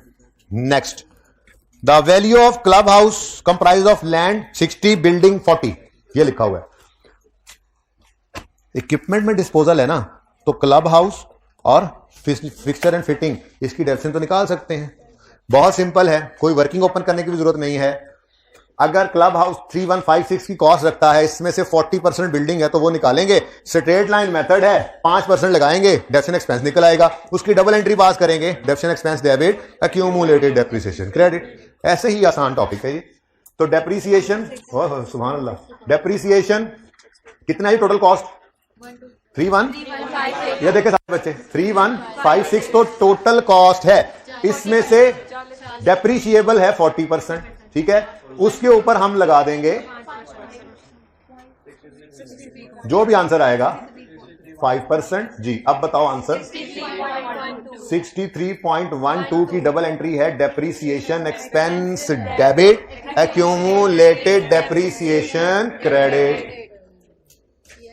कितना जी? 63.12। अभी तो देखो, यहां पे वर्किंग शो करने की कोई जरूरत नहीं है, कर आए हैं एग्जामिनर को किसी एक जगह वर्किंग शो करनी थी। ठीक है, बिल्कुल ऐसे ही फिक्सचर्स हैं, ये तो सारे का सारे डेप्रिशिएट होने वाला है। अल्हम्दुलिल्लाह रेट स्ट्रेट लाइन मेथड वाला, कॉस्ट वाला है, कॉस्ट भी रेट लगेगा। अच्छा, अगर बुक वैल्यू भी लगना होता तो दोनों को नेट कर लेते, ओपनिंग बुक वैल्यू भी निकल आती, उस पर भी रेट लग जाता। मसला क्या है? कोई मसला नहीं। ठीक है जी, तो 552 55.2 आता है, 10% है। बहरहाल वर्किंग तो शो करनी है। तो डेप्रिसिएशन मुझे लिखना चाहिए था साथ ऐसे। ये क्या है जी? Furniture and fixture. ऊपर वाला किसका था जी? यहां पे लिख देता हूं, क्लब हाउस एंड कोर्स, पूरा लिख दिया मैंने। ठीक है जी, फर्नीचर एंड फिक्सचर्स 552 का 10% जी 55.2 की एंट्री होगी। Depreciation expense debit, accumulated depreciation credit. ठीक हो गया? और कोर्स इक्विपमेंट में डिस्पोजल भी है, तो एडजस्टमेंट 1 तो हो गई है, 2 भी हो गई है, 3 भी हो गई है, इसको भी कुछ हो गया, अच्छा हो गया, सही। Number 4, course equipment costing 55 was dispose in the year for 19,800, यही ऊपर नजर आया था हमें 19,800। The equipment had been purchased on यकम जनवरी 2008। आगे कहता है no depreciation is charge in the year of sale. चलो ये तो अच्छा हो गया, उसने लिख दिया है, ना भी लिखता तो हमने चार्ज नहीं थी करनी। वजह बताओ, सवाल में डेट ऑफ सेल गिवन नहीं है तो अज्यूम करते साल का पहला दिन है, हमने वैसे भी यही करना था, उसने बता भी दिया, ठीक है। अच्छा, और अगर डेट देते तो डेट तक फिर खुद कैलकुलेट करना पड़ेगा, रेट वेट सब कुछ गिवन है, ठीक है। तो स्टेप 1, एसेट अकाउंट को क्रेडिट करेंगे जाने वाले एसेट की कॉस्ट से, तो डिस्पोजल में 55 फेंक दो, यहां से निकालकर 55 यहां से हुआ क्रेडिट और डिस्पोजल में हो गया डेबिट, कोर्स इक्विपमेंट से आ गई कॉस्ट, ठीक है जी। Step 2, accumulated depreciation of disposal निकालना है, तो 1 साल की डेप्रिसिएशन निकालोगे, बोलो निकालोगे, कितनी है कॉस्ट जाने वाले मरहूम एसेट की 55, रेट ऑफ डेप्रिसिएशन था 10%, ये तो आ गई 1 साल की डेप्रिसिएशन। अब लाइफ निकालते हैं, तो वो कह रहा है कि हमने इसे खरीदा था यकम जनवरी 2008 पे, 31 दिसंबर 20% है, सॉरी जी 20%, सुनने वाली बात थी, मैंने इसको भी चुप करा दिया जी, 20% जी। यकम जनवरी 8 पे खरीदा था, तो 31 दिसंबर 8, 31 दिसंबर 9, 31 दिसंबर 10 और 31 दिसंबर 11, 12 में कोई डेप्रिसिएशन नहीं लेनी, ठीक है। तो ये 4 साल आ गए और 44। लेकिन ये अलग से वर्किंग ओपन करें, ये अंग्रेजियां लिखें, इसकी बजाय बेहतर क्या है, इसको पुर कराएं, ठीक है, और यही वर्किंग छोटी सी यहां पर शो कर दें जहां पे हमने इसको फेंकना होता है डिस्पोजल में। तो यहां पे हम क्या कह रहे हैं जी, एक्यूमुलेटेड डेप्रिसिएशन अकाउंट डेबिट करें जाने वाले एसेट की एक्यूमुलेटेड डेप्रिसिएशन से। अब वही वर्किंग यहां शो कर दो, सिंपल, क्यों ऐसे अलग वर्किंग बनाते हो, टाइम सेविंग, ठीक है। तो 55 कॉस्ट है, 20% रेट है, ये 1 साल की डेप्रिसिएशन आई इंटू 4 ईयर्स, 44 से एक्यूमुलेटेड डेप्रिसिएशन अकाउंट हो गया डेबिट और डिस्पोजल अकाउंट हो गया क्रेडिट 44 से, ठीक है। बस वहां पर शो कर दी एक बार, तो यहां पे दोबारा वर्किंग शो करने की जरूरत नहीं है, यहां से गेन लॉस निकल आएगा एंड पे जब बैलेंस करेंगे तो, ठीक है। अब रह क्या गया, इनकी तो डेप्शन वगैरह भी निकल आई, ठीक है, इसकी डेप्रिसिएशन निकलना रह गई है बस, डेप्रिसिएशन एक्सपेंस। अब चूंकि इसमें डिस्पोजल है तो लेंथी वाला काम कर लेते हैं जी। ऑन ओपनिंग एक्सक्लूडिंग डिस्पोजल कुछ याद है, आइए सोना पे वक्त बहुत लग रहा है। ऑन ओपनिंग एक्सक्लूडिंग अभी तक जान नहीं छोड़ी, ऑन ओपनिंग एक्सक्लूडिंग सिलेबस खत्म हो गया, on opening excluding disposal, opening straight line method है ना, ओपनिंग कॉस्ट ऑफ ऑल उठाएंगे 1262 और कॉस्ट ऑफ डिस्पोजल को उसमें से माइनस करके रेट लगा देंगे, ठीक है, सिंपल। तो 1262 माइनस 55 इंटू 20%, आंसर इज 241.4। कहीं पे राउंड तो नहीं ना कराया, अच्छा बस ठीक है, कोई एडिशन नहीं है और डिस्पोजल है पर disposal is but depreciation not is, disposal is but depreciation not is, disposal तो है पर डेप्रिसिएशन नहीं है, नॉट इज नहीं है, क्यों, क्योंकि साल का पहला दिन, वैसे उसने कह दिया था कोई डेप्रिसिएशन हमने चार्ज नहीं की, साल का पहला दिन होगा, अज्यूम कर लिया हमने, ठीक है। तो इसका मतलब इसको भी पूरा कराओ यार, हद हो गई, इतनी बात जबानी समझ आ जाए बच्चे में तो ये वर्किंग क्यों करें। ये इसलिए कर देता हूं कि जिसको याद ना रहे वो बेसिक पे वापस आए, बेसिक पे वापस आएगा, थोड़ा टाइम 1-1.5 मिनट लग जाएगा लेकिन काम हो जाएगा। बट जिसको डायरेक्टली पता लग रहा है पर्चे में क्यों टाइम जाया करे, उसको नजर आ रहा है कि एडिशन कोई है नहीं, डिस्पोजल एक ही है जिसकी कोई डेप्रिसिएशन नहीं है, तो डेप्रिसिएशन सिर्फ निकलनी है, ओपनिंग पे सारी कॉस्ट में से माइनस कर दो उस डिस्पोजल की कॉस्ट और रेट लगा दो। तो वो काम जो वर्किंग 14 में किया छोड़ो, यहीं पे करते हैं डेप्रिसिएशन किसका जी, कोर्स इक्विपमेंट की डेप्रिसिएशन है। अभी तो देखो सबसे पहले 1262 यही है ना, ये कॉस्ट ऑफ ऑल है, माइनस 55 ये कॉस्ट ऑफ डिस्पोजल है, इनटू रेट, लो वही फिगर यहां पर एक ब्रैकेट में निकल आई। क्यों इतनी अंग्रेजियां लिखें जा जाकर, चुप कर जाओ, वो कह रहा है चुप कर जाओ, शर्म करो कुछ तुम जी। 241.4 से डेप्रिसिएशन एक्सपेंस हो गया डेबिट और एक्यूमुलेटेड डेप्रिसिएशन हो गया क्रेडिट 241.4, ठीक है। अब एंड पे जब आना है हमने closing closing closing closing closing closing ले जाएंगे, बैलेंस शीट में बुक वैल्यू बना लेंगे, इतनी सी बात है, पर एंड पे ही करेंगे, ठीक है, ओके। ओह माय गॉड, ओफ, अगला सवाल होमवर्क में है आज। टफ सवाल है, मुझे खुद कराना पड़ेगा, फिर भी होमवर्क में दे दिया। अपना लेवल चेक करो, परेशान करना है ना आपको। ऐसे खुश खुश चेहरे मुझे अच्छे नहीं लगते हैं। मतलब वैसे आपकी तरफ थोड़ा सा हार्ड टास्क दिया जाता है, फिर आप खप के आते हो, आपका उस टॉपिक में लेवल बढ़ता है। एक ये है, मैंने सवाल करा दिया, अब ये आप घर पे करोगे तो क्या वैल्यू एडिशन है, तो क्लास में बातें वैसे ही याद हो जाती हैं। करते हैं आप दोबारा, भाई बंदा बिठाओ जरा गर्ल्स हाइब्रिड में। अच्छा जी, कहां चले गए थे, वापस आओ जी बच्चों, प्यारे बच्चों। 4 तक एडजस्टमेंट हमने खदेड़ के रख दी। एडजस्टमेंट 5 के लिए आपके पास पूरा 1 मिनट है, इससे ज्यादा नहीं है। इंश्योरेंस का लेजर ओपन हो चुका हुआ है, आपने उसको क्लोज करना है, हरी आप, क्योंकि इसके बाद सिर्फ बोनस है और एनआरवी ऑफ इन्वेंट्री है, यानी इंश्योरेंस का जो था वो अभी तक आपको बता दिया, और वो है रिसीट पेमेंट में नजर आने वाली पेमेंट। अब ये एडजस्टमेंट है, पूरा 1 मिनट है, जल्दी करें।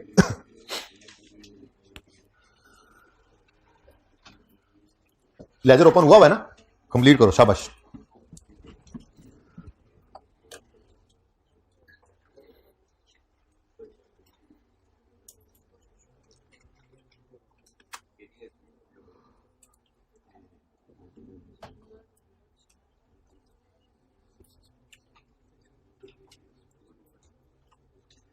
पिछली क्लास में सवाल बैलेंस नहीं किया एंड पे, जल्दी कर लें। अब आपके पास क्योंकि चीज़ें लिखी हुई मिल जाती हैं तो वो 5 मिनट मिल जाएंगे। 5 तो नहीं, खैर 2-3 मिनट चाहिए होते हैं टोटल करने के। वो इंशाल्लाह मैंने रिकॉर्डिंग भी कट करवानी है, 4 मिनट की वीडियो अपलोड कराएंगे। 10 मिनट जितने भी बन गए एंड वाले, जल्दी करें। गर्ल्स हाइब्रिड से जो बंदा बैठा हुआ है एक बार आके मुझे बता दे ऑल इज ओके।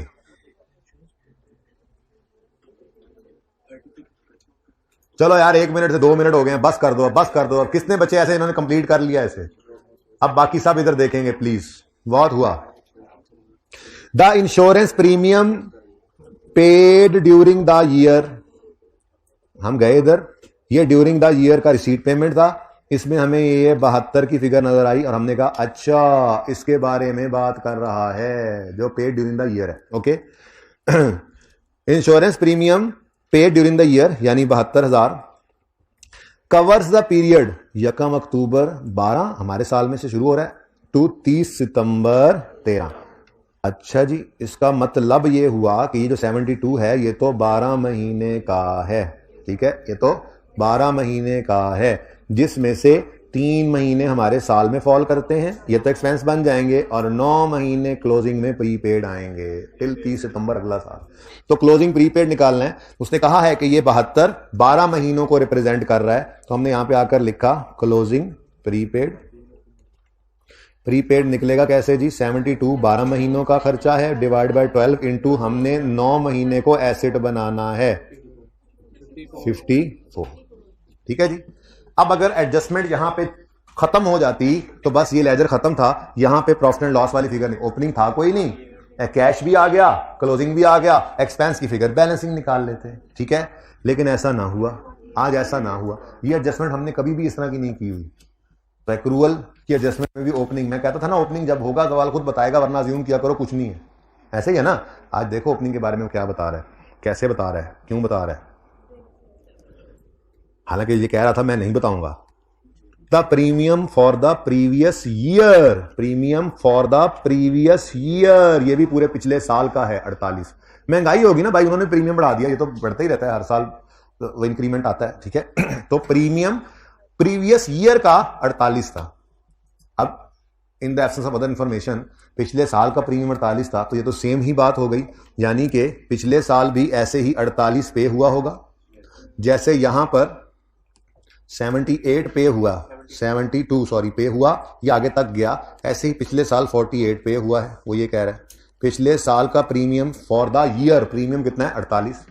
अब पिछले साल में भी 3 महीने इसके एक्सपेंस में गए होंगे, एडवांस नहीं बेटा, और बाकी के 9 महीने जो हैं वो प्रीपेड बने होंगे, जो इस साल एक्सपेंस बन गए हैं, ठीक है। तो इसका मतलब सवाल में ओपनिंग प्रीपेड की भी कैलकुलेशन बताई गई थी। ओपनिंग प्रीपेड कैसे निकलेगा, 48 है 12 पूरे साल का उसने बोला था, इंटू 9 बोले जी 36, ठीक है जी। तो अब लेजर कंप्लीट हो गया। अब एंड पे जब इसको बैलेंस करेंगे तो बैलेंसिंग फिगर कहां चली जाएगी, प्रॉफिट इनकम एंड एक्सपेंडिचर में, ठीक है।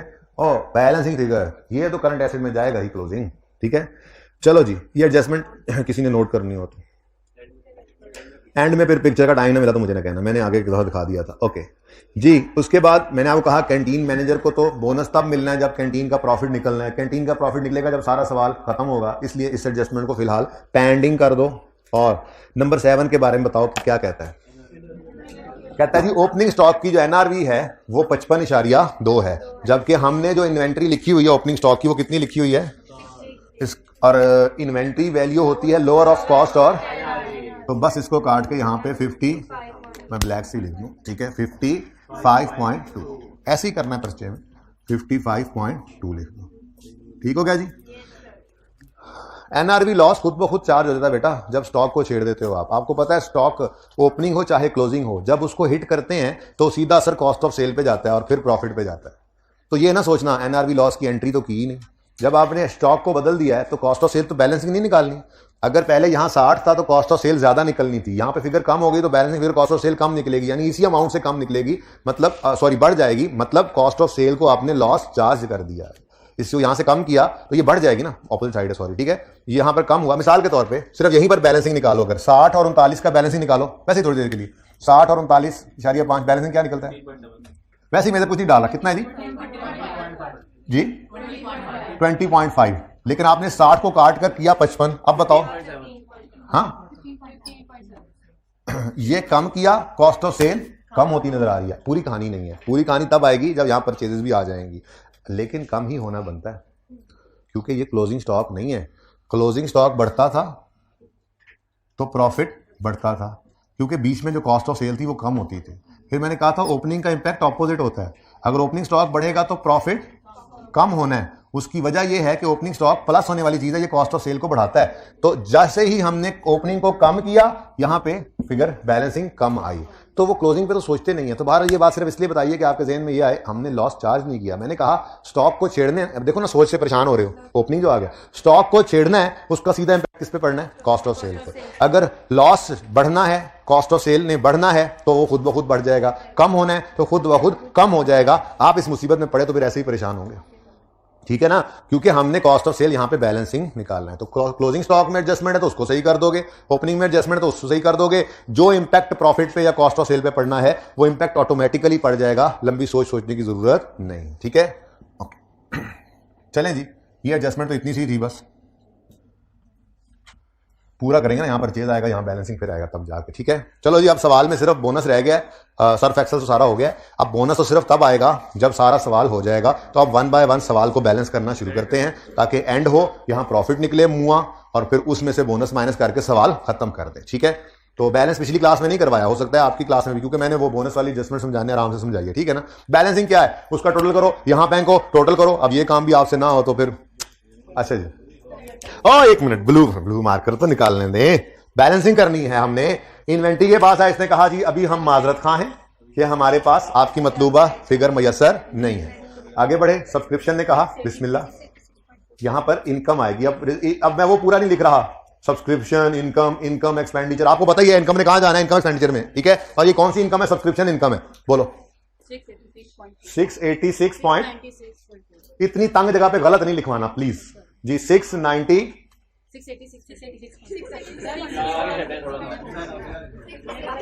मार देना है मैंने इधर। बेटा ऐसा करें एक बार जरा फैसला, आप लोग चुप कर दें जरा थोड़ी देर के लिए, नहीं चुप कर दें जरा, बताओ यार 2-4 ऐसे सही वाला आंसर, आप गुस्सा आएगा जी। 686 पॉइंट, शुक्र है। ये बैलेंसिंग फिगर कहां जाएगी, इनकम एंड एक्सपेंडिचर में। यहां पे आके हमने लिखा सब्सक्रिप्शन इनकम, वर्किंग नंबर 3, 686, वैसे मुझे याद हो गया इतनी बार आपने बोला, 0.4 पॉजिटिव। नेक्स्ट, साथ साथ बुका दो इसको, साथ साथ कुछ रह ना जाए। तो ये लेजर पूरा हो गया ना। अब ये क्लोजिंग एडवांस है लायबिलिटी, और ये क्लोजिंग रिसीवेबल है, एरियर है, एसेट, ठीक है। तो लायबिलिटीज में हेलमेट सही करने दो, सब्सक्रिप्शन बाउंसर ना लग जाए, सब्सक्रिप्शन इन एडवांस। बेटा ये सब्सक्रिप्शन इन एडवांस जो है ये आपने नहीं निकाली, कल के सवाल में निकालेंगे शायद हम खुद, ठीक है, तो ये निकालना ही पड़ सकता है। बहरहाल अभी तो गिवन था जी, बोलो 35.5, लेकिन देखो ना अब ये मुफ्त के नंबर है। नेक्स्ट ये हो गया, ये क्या है, सब्सक्रिप्शन इन एरियर, जो लफ्ज वहां लिखे हुए थे वही लिख लो, जब कोई मसला नहीं है इधर। सब्सक्रिप्शन इन एरियर, ये एसेट होता है 27.6, ठीक है जी। अब ये लेजर मुकम्मल टिक हो गया, ठीक है जी। आगे बढ़े, टेलीफोन एक्सपेंस, इसमें हमें एक्सपेंस मिला, कौन सा, टेलीफोन एक्सपेंस। बैलेंसिंग कहां जाएगा, इनकम एक्सपेंडिचर, सारी बातें अब मैं नहीं लिख रहा, बस इनकम एक्सपेंस लिख रहा हूं, ओके। अच्छा, पता है आपको 21.7 का ये एक्सपेंस चला जाएगा इनकम एक्सपेंडिचर में, टेलीफोन एक्सपेंस। वर्किंग नंबर कौन सी में निकाला है, 4 में, 21.7। और क्लोजिंग में लायबिलिटी है, तो ये क्लोजिंग पेएबल ये चला जाएगा बैलेंस शीट में, telephone expense payable, telephone expense payable जी 5.9। एडवांस, टेलीफोन एक्सपेंस एडवांस, इसने बोला एडवांस, एडवांस नहीं है जी। कंपटीशन एक्सपेंस में निकला है 13.3, ये 13.3 जाएगा इनकम एक्सपेंडिचर में, लेकिन इसका रिलेटेड इनकम ऊपर पड़ा, उससे नेट करना है, वहां पे माइनस कर देंगे, और ये क्लोजिंग चला जाएगा लायबिलिटीज में। तो कंपटीशन एक्सपेंस अब आके निकला भाई इधर, ओ भाई तुम देखो, समझ आ गई अब, दोनों को फंस बता यहां पे था जी, माइनस 13.3, साथ छोटा सा लिख दिया हमने, ये कहां से आया है, वर्किंग 5 से, ठीक है जी। वो बाद में कर लेना ना, पहले कौन सा टोटल किया हुआ है। अच्छा जी, नेक्स्ट, अच्छा लिख लिया आपने, अपने पास तो लिख लिया ना। अच्छा आगे बढ़ते हैं, हाँ लायबिलिटी भी लिख लो, competition expense payable, competition expense payable जी 3.9, मुफ्त के नंबर नहीं माफ करने, ठीक है। Next, creditors 197. अब हम इतने बड़े हो गए हैं कि यहाँ पे डायरेक्ट इन्वेंट्री लिखेंगे, हाँ जी। अब हम यहाँ पे परचेजेज लिख के कार्ड की इन्वेंट्री नहीं लिख रहे, ओके जी। ये चला जाएगा इन्वेंट्री के लेजर में, और ये क्लोजिंग लायबिलिटीज में, ठीक है।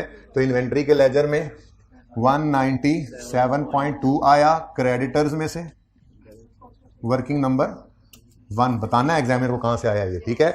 और क्लोजिंग यहां पर लिखो क्रेडिटर्स कैंटीन 55.2, ठीक है। अब इसको आप टिक कर सकते हैं, ओके। अब इधर इसने, हम जाने लगे उधर, तो इसने कहा जरा आना भाई जी, बेटा ये ले गए बेटा, नेट करना था ना इसको जी। अच्छा जी, इसने कहा भाई रुको रुको, फिक्स एसेट में जाके फंस जाओगे, इधर आओ पहले, ये इधर जो काम हो रहा है वो तो करते जाओ, ट्रेडिंग का काम तो खत्म कर लो। हमने कहा क्या मसला है आपकी, मतलूबा फिगर अब मैसर बोले 21.9, ये चला जाएगा ट्रेडिंग एक्टिविटी में, और ये क्लोजिंग स्टॉक एसेट्स में चला जाएगा, ठीक है। तो 212.9, और इधर आकर canteen stock inventory, sorry inventory एक ही बात है वैसे, लेकिन जो लिखा हो बेहतर होता है वही लिखो, इन्वेंट्री कैंटीन 39.5, ठीक है जी। अब ये भी टिक हो गया, ठीक है। चले वापस उसके बाद में आएंगे, चलो आगे। क्लोजिंग ये मैं निकाल देता हूं 3156, ये क्लोजिंग कॉस्ट है। क्लोजिंग आज देखो क्लोजिंग बैलेंसिंग निकल रहा है एसेट का, सुभान अल्लाह जी। क्लोजिंग एक्यूमुलेटेड डेप्रिसिएशन बताओ 277.72। अब इधर देखो भाई, ये क्लोजिंग, इसमें से जो एक्सपेंस था वो प्रॉफिट एंड लॉस में ऑलरेडी जा चुका है, ऐसे ही है ना। इन दोनों लेजर्स में से प्रॉफिट एंड लॉस वाला आइटम तो सिर्फ ये था, चला गया है ना। अब बाकी तो क्लोजिंग है जो बैलेंस शीट में जाने हैं, तो कॉस्ट और एक्यूमुलेशन अलग अलग लिखने की बजाय जगह बचाओ, बुक वैल्यू लिख लो। वैसे तो अगर इधर इतनी जगह भी ना होती, आज बन गई, मैं एक और नोट बनाता, उसके अंदर इन सबको नेट करके एक ही फिगर ले जाता, पीपी ही जाता है ना वैसे तो, ठीक है। लेकिन चलो पहला सवाल है, तो क्लब हाउस एंड कोर्स है ना जी, 3156, कॉस्ट में तो लैंड पड़ा ही रहेगा ना, ठीक है। सिर्फ डेप्रिसिएशन पर्पस के लिए इसको अलग किया था, तो closing cost 3156 minus closing accumulation 277.72, ये सही नहीं है, ये तो लिखने तो पहले जी।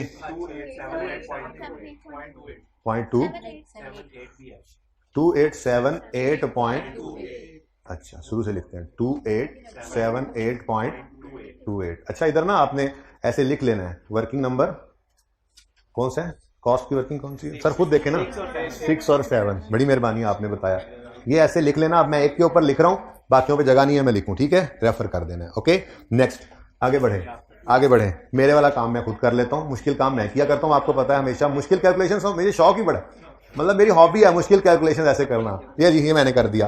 अब अगला काम आप कर दें।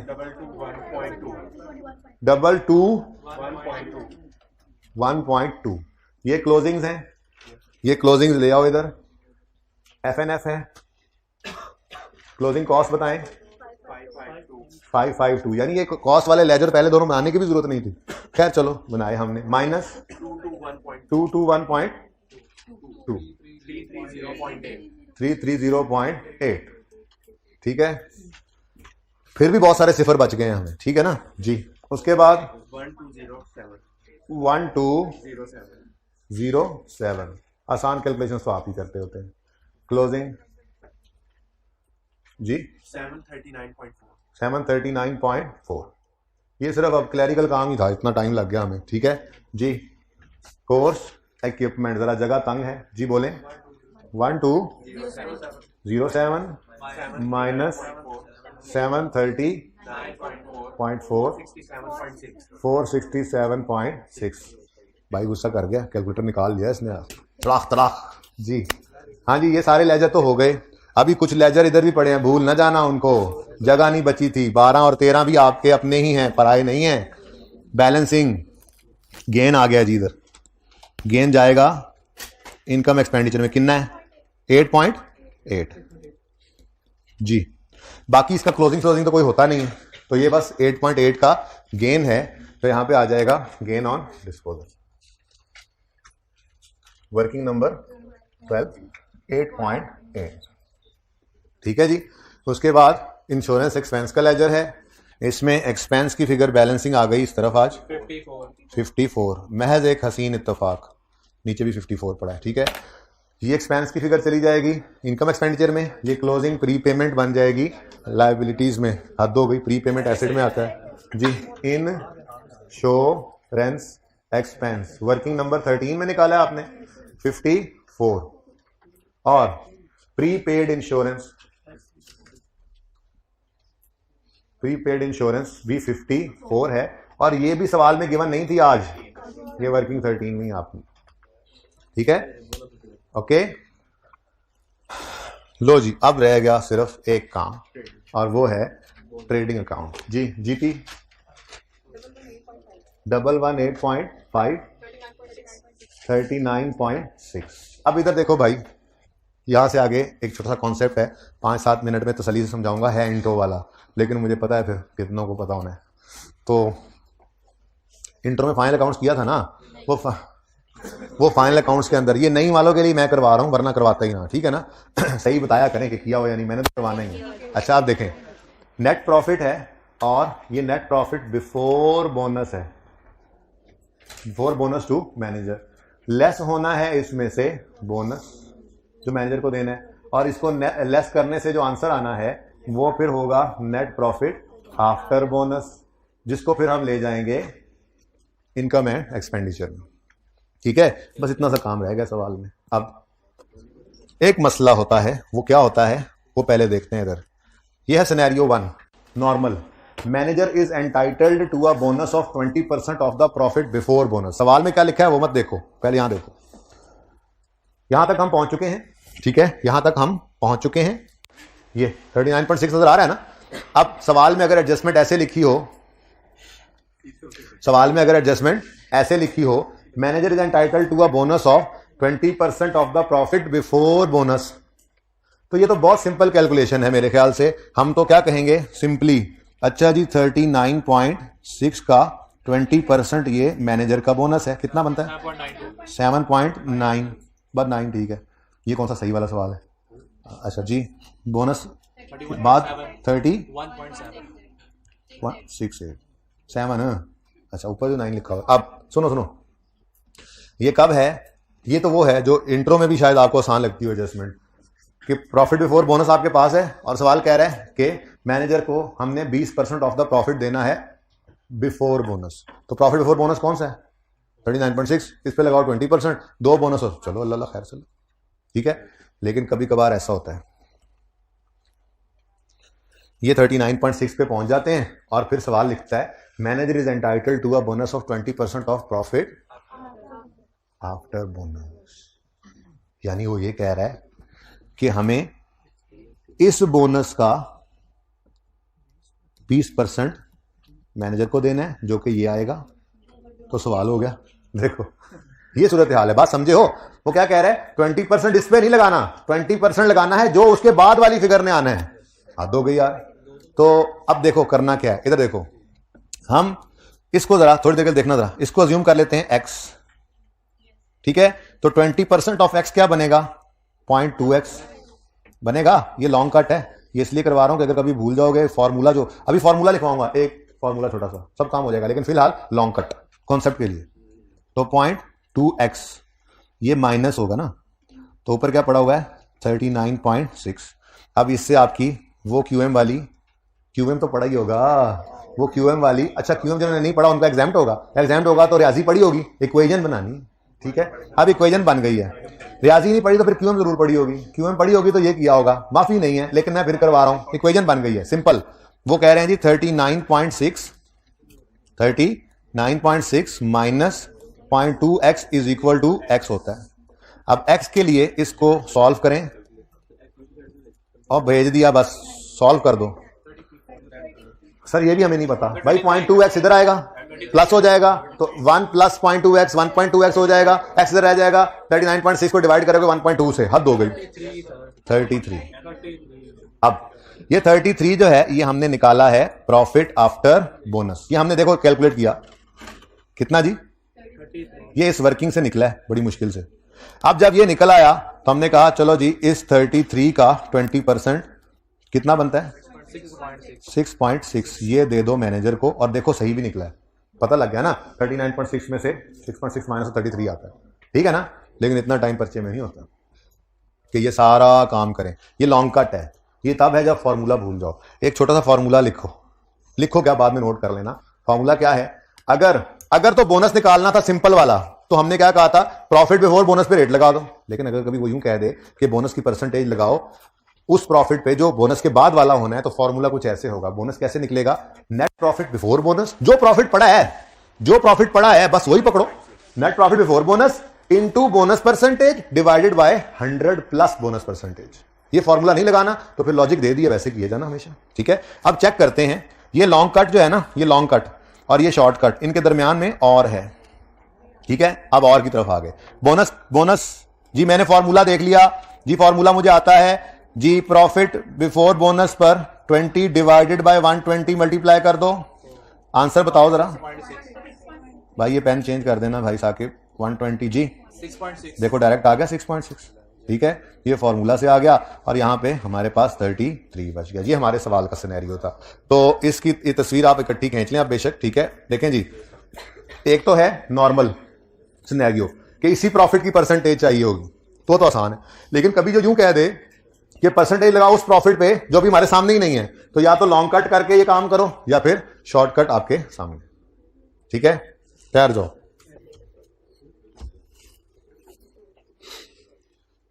भाई उधर ले जाएं आमिर भाई, इधर क्या कर रहे हैं आप, आपको किसने कहा इधर लाएं, तस्वीर वो उधर बनाने लगे हैं आप। मतलब आमिर भाई आपने कब से फॉलो करना शुरू कर दिया मुझे, हद हो गई यार। बच्चों ने तस्वीर बनानी थी, आप देखो वो लेट कर रहे हैं। अब ऐसे ऐसे ना करें, मुझे पता है अब मैंने भी उधर ही जाना है, इधर नहीं लाना। चलें ले जी, आ जाएं।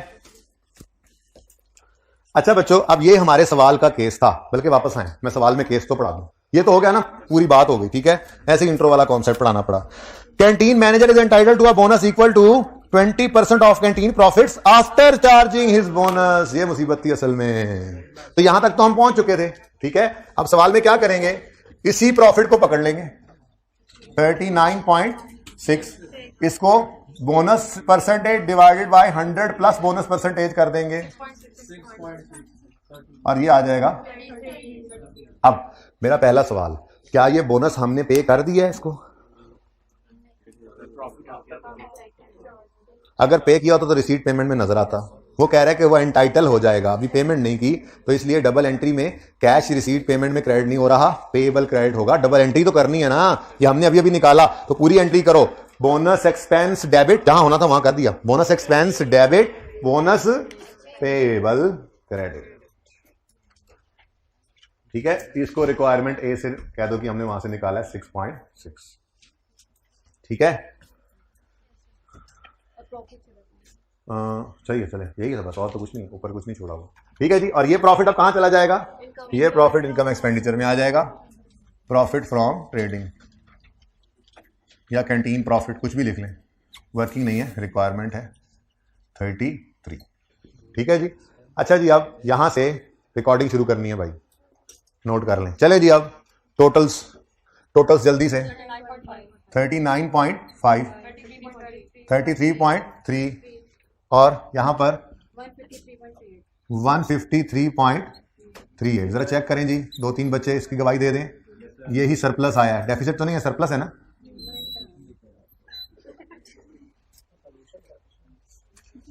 जी चेक करें जल्दी जल्दी, इतना टाइम नहीं है। 2-3 तो आवाजें और आ जाएं, एक लिखने वाला उस्ताद और एक कैलकुलेशन करने वाला कम है भाई, 3-4 आवाजें आया करें प्लीज। यही है, क्लियर पक्का? इधर ले आओ। सोल्यूशन में ये है तो ये कोई गारंटी नहीं है भाई, मैं बता रहा हूं, कई सवाल ऐसे आएंगे आपकी जिंदगी में, सोल्यूशन कुछ और होगा। हमने तो कभी देखा नहीं इस तरह से जाके, तो जरा ध्यान किया करें। ओके, अब ये निकाल लेंगे, देखते हैं बाद में। फिलहाल अच्छा बाकी सभी हो गया, रह यही गया। अब मसला आता है, मसला ये का वर्किंग नहीं करनी। अब आपके पास ब्रैकेट में खुली जगह है, मेरे पास कोई नहीं, इसलिए मैं प्लस माइनस सिर्फ बोलूंगा, आप कैलकुलेटर पे करते जाएं। ठीक है, सब ओपनिंग जनरल फंड निकालना है ना। इधर देखो, मैं ये सारे ओपनिंग्स ना एन सर्कल कर रहा हूं। ये ओपनिंग एसेट है, ये ओपनिंग एसेट है, ये ओपनिंग लायबिलिटी है, ये ओपनिंग लायबिलिटी है, ये ओपनिंग लायबिलिटी है, ओपनिंग लायबिलिटी है, opening asset like liability, asset like liability minus कर देंगे ना, एसेट लाइक लायबिलिटी। अब मैं ब्रैकेट में ये थोड़ा सारा कुछ लिखने लगा हूं, ये तो आप लिखेंगे और फिर टोटल बताएंगे। जेड़े 2 रह गए ने, 2 नहीं, एक ही है, एक ही है। तो इसीलिए कल कहा था सवाल वाले ओपनिंग क्लोजिंग उठाकर मत जनरल फंड का ओपनिंग निकालना, क्योंकि सवाल में सारे नहीं भी पड़े होते। देखो एडजस्टमेंट से एक ओपनिंग निकला है। ठीक है, अब सब बच्चे कैलकुलेटर हाथ में रखेंगे, लेकिन मैं यहां फिगर सारी लिख नहीं रहा, आगे मैं डैश डैश कर दूंगा। ठीक है ना, ये आगे कैश एंड बैंक, बोलो सही है। अब तरतीब से चल रहे हैं, जो लेजर की तरतीब हमारे सामने है बस उसी पे चल पड़े। ठीक है जी, ये कैश एंड बैंक आ गया, ये एसेट है प्लस 55.2। अब आगे मैंने ऐसे डॉट डॉट कर दिया। ठीक है ना, अब बाकी अब आपने कैलकुलेटर पे करते जाना है। ओके, मैं लिखवा रहा हूं। ठीक है, प्लस 55.2 प्लस 15.8, लॉजिकली समझ भी आ रही हो तो, वरना रोक देना। प्लस 15.8 माइनस 55.2 माइनस 3.9, हर लाइबिलिटी माइनस हो रही है, minus 3.2 minus 71 plus 3156 minus 214.6 plus 552 minus 166 plus 1262 minus 542 plus 36। कोई रह तो नहीं गया? 4178.9। दीवार भी गिर गई कच्चे मकान की। जी भाई साहब, ये ब्रैकेट में ही लिख लिया ना आपने सारा, वर्किंग से जान छूट की, टाइम बच जाता है। ठीक है, लेकिन देखो लेजर कौन से, ये ओपनिंग कौन से उठाए, जो सवाल में गिवन थे वो कंप्लीट नहीं होते, कंफर्म नहीं होता। सवाल पूरा होने पर वो एडजस्टमेंट में से भी कुछ लेजर बनते हैं, उनको ओपनिंग, जैसे आप इंश्योरेंस का आ रहा था पता ही नहीं लग रहा था। ठीक है, इसलिए अपने लेजर से ओपनिंग उठाएंगे। ओके जी, 433.28 लेक्स जी, इन सबको टोटल, बाकी इसके अंदर बाकी 4 को टोटल 5 को करें 39. अल्लाह करे बराबर हो जाए जी। इन सबको टोटल करें, नहीं डराएं तो ना, सारे सवाल मैं तो रिकॉर्डिंग भी ऑन कर लिया, दूसरी क्लास ही कहेगी बैलेंस ही नहीं हुआ। 39.38 बच्चों ने कहना हमें गोली गोली करा के भेज दिया था, देखा हमसे भी घर में बैलेंस नहीं होना था, हो गया जी। ठीक है, मुबारक खां। नेक्स्ट क्वेश्चन जो है ना आपका होमवर्क। अच्छा जी, पहले उधर से तस्वीर बना लें जी, पहले वो वाली तस्वीर बना लें। उधर से तस्वीर बना लें जी सारे बच्चे। हाइब्रिड वालों भाई 2 मिनट नहीं 1 मिनट 30 सेकंड बाद कैमरा इधर आ रहा है, जिसने तस्वीर बनानी है बना ले।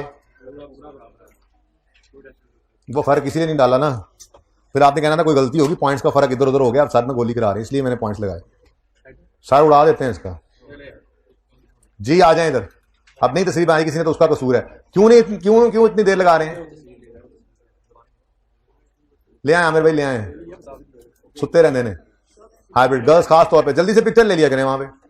अच्छा जी, उसके बाद अगर किसी ने पिक्चर लेनी है तो ये वाली भी ले लें, किसी की रह गई हो।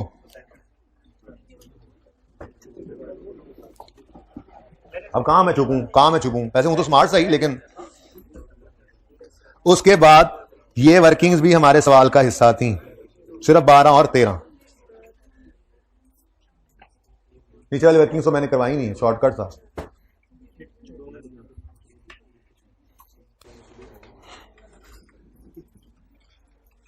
अच्छा जी, अब जो नेक्स्ट क्वेश्चन है ना, वो नेक्स्ट क्वेश्चन एक टफ क्वेश्चन है यार, रह गई है तो फिर मैं की करा, मैंने दसो जी बच्चों। जो नेक्स्ट क्वेश्चन है वो एक टफ क्वेश्चन है। मे भी कल वो वाला करवाऊं या वो परसों करवाऊं और कल को और करवाऊं, लेकिन वो मुझे खुद करवाना पड़ेगा। हाँ, अनलेस के आप लोग कहोगे नहीं जी नहीं हमने तो कर, लेकिन अनलेस में भी मैं जरूर करवाऊंगा। वो जरा अच्छा सवाल है, करंट नॉन करंट भी अलग करना है, उसमें एक्रूवल के ऊपर सारा भरा पड़ा है, समझो ठीक है। बड़ा मजे का सवाल है, सी व्यू क्वेश्चन नंबर 9। तो यही होमवर्क में है, टफ क्वेश्चन है, लेकिन जितना हो सके वो कीजिएगा। सब्सक्रिप्शन की एडजस्टमेंट गुस्सा दिखाना शुरू कर चुकी है इस सवाल में। उसके बाद कोई ओपनिंग क्लोजिंग गिवन नहीं है, सारे ओपनिंग क्लोजिंग एडजस्टमेंट में से निकलने हैं, ठीक है। शायद ओपनिंग निकले ही ना, शायद इस वजह से कि इसी साल में काम शुरू कर रहे हो, तो ध्यान से सवाल पढ़ लेना, ट्राई करना। जिंदगी रही तो कल होगी मुलाकात। अल्लाह हाफिज।